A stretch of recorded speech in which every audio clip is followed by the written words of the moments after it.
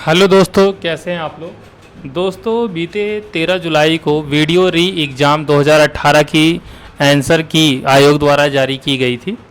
Answer की जारी होने के बाद बच्चों ने अपना जो क्वेश्चन उन्होंने सही किया था, गलत किया था, सारी चीज़ें तो उन्होंने मैच कर ली हैं। लेकिन जो सबसे बड़ा सवाल निकल कर के आ रहा है बच्चों के माध्यम से कि कई सारी आपत्तियां हैं उनकी। हर शिफ्ट में लगभग कुछ क्वेश्चंस ऐसे हैं, 4 से 5 क्वेश्चन, जिसमें बच्चे कंफ्यूज हैं और उनकी आपत्तियां हैं। तो अब बच्चे कह रहे हैं कि ये रिवाइज्ड आंसर की कब तक आएगी। ठीक है, अभी तक तो ये था कि आंसर की कब तक आएगी। अब बच्चे जो है रिवाइज्ड आंसर की का जो है वेट करने लगे हैं। अभी से जो है कमेंट्स आने लगे हैं कि रिवाइज्ड आंसर की कब आएगी।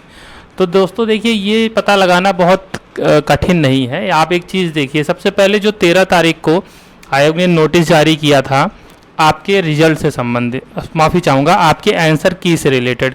तो इसमें एक मुख्य बात है जो मैं आपको बताना चाहता हूँ, वो है ऑब्जेक्शन की लास्ट डेट। ठीक है ना।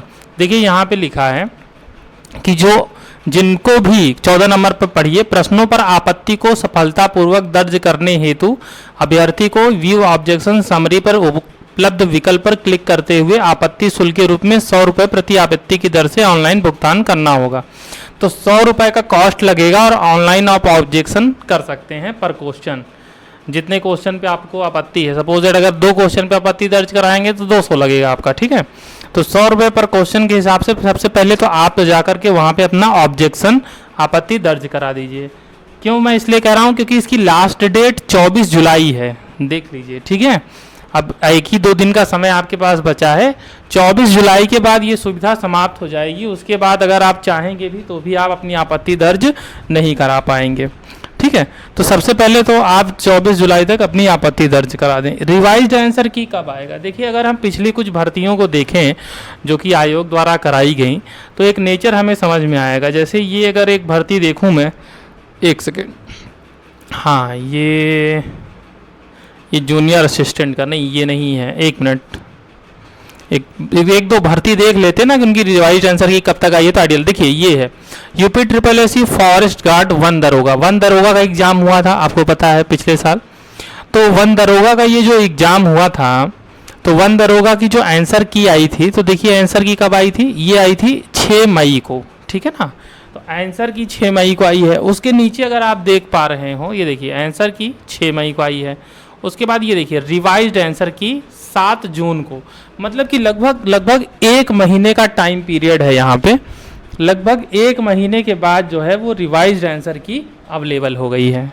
ठीक है, 1-2 वैकेंसी और देख लेते हैं। ये पेट की वैकेंसी है। इसका अगर देखें हम तो यहाँ पे आंसर की 20 अक्टूबर को आया था, जबकि रिवाइज्ड आंसर की ये जनवरी में आया था। अब देखिए यहाँ पे टाइम क्यों लगा, उसका कारण है। यहाँ पे टाइम इसलिए लगा क्योंकि जो ऑब्जेक्शन लिंक था वो तुरंत अवेलेबल नहीं हुआ था। पेट के केस में वो अवेलेबल हुआ था 12 दिसंबर को। तो दिसंबर में ऑब्जेक्शन आया था, ऑब्जेक्शन लिंक आया था, और उसके 1 महीने बाद फिर जो है रिवाइज्ड आंसर की आया था। क्योंकि देखिए, जब आप ऑब्जेक्शन करेंगे तो आपकी तरह और भाई सारे लोग आपत्ति करेंगे। सबको लगेगा कि हाँ मेरा ये क्वेश्चन गलत हो गया है, तो इसमें कुछ गड़बड़ी है। तो सारी आपत्तियों को वहाँ पे जांचा जाता है, जो आप प्रूफ देते हैं उसको परखा जाता है। तो नॉर्मल मान के चलिए कि 1 महीने का समय लगता है। अब क्योंकि ये वीडियो का जो आंसर की है, ऑब्जेक्शन लिंक इसके साथ ही साथ ओपन है। ठीक है ना, तो ये मान के चलिए कि आपका रिवाइज्ड आंसर की ज़्यादा समय नहीं लगेगा, बहुत जल्दी आएगा। एक वैकेंसी यहाँ पे आई थिंक और है, अगर आप देखना चाहें तो देख लें। ये forest guard and wild life guard recruitment 2019 forest guard का है। देखिए इसका आंसर की 23 अगस्त को आया था। ठीक है, और रिवाइज्ड आंसर की आया था 10 नवंबर को। तो यहाँ पे थोड़ा समय लग गया था। तो देखिए, कुल मिला के कहने का मतलब ये है कि कोई फिक्स ऐसा नहीं है कि 1 महीने में आ जाएगा या 2 महीने में आ जाएगा।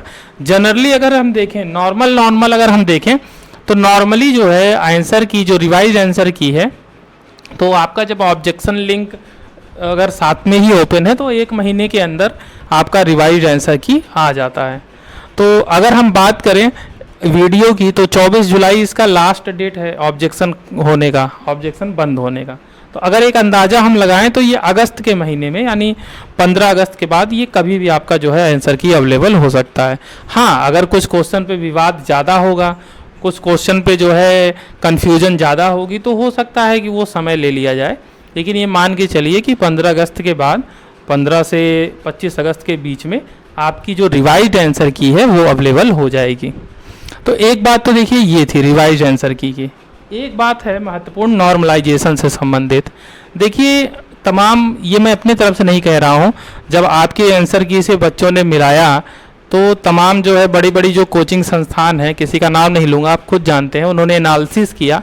सभी के एनालिसिस में एक चीज़ तो कॉमन है। कॉमन क्या है कि जो 26 जून को फर्स्ट शिफ्ट में बच्चे बैठे हैं उनके जो एवरेज मार्क्स हैं और जो 26 की सेकेंड या 27 के फर्स्ट और सेकेंड शिफ्ट के बच्चे हैं उनके एवरेज मार्क्स में काफ़ी अंतर है।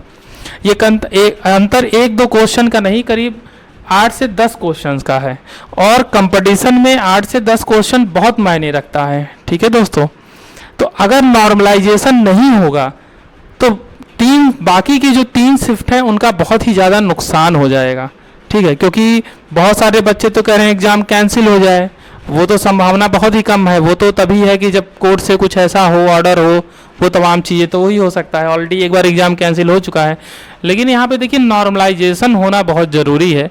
अगर नॉर्मलाइजेशन नहीं होगा तो बहुत सारे बच्चों का भविष्य खराब हो जाएगा, क्योंकि जो 26 का फर्स्ट शिफ्ट है और बाकी के 3 शिफ्ट हैं उनमें औसतन अगर आप देखें तो 8 से 10 क्वेश्चन का अंतर आ जा रहा है। ठीक है ना, और इतना तो बहुत मायने रखता है। अगर 5 क्वेश्चन भी हम पकड़ लें, ठीक है, बहुत से लोगों ने तो 8-10 दिखाया है, हम उसको भी छोड़ देते हैं।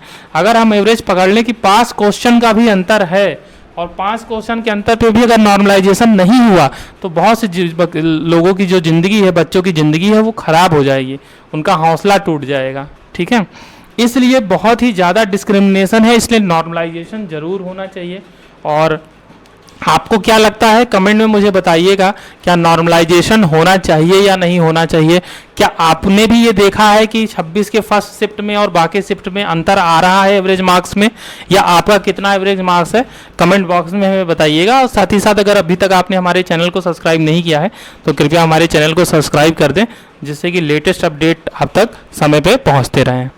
तो मिलते हैं नेक्स्ट वीडियो में, तब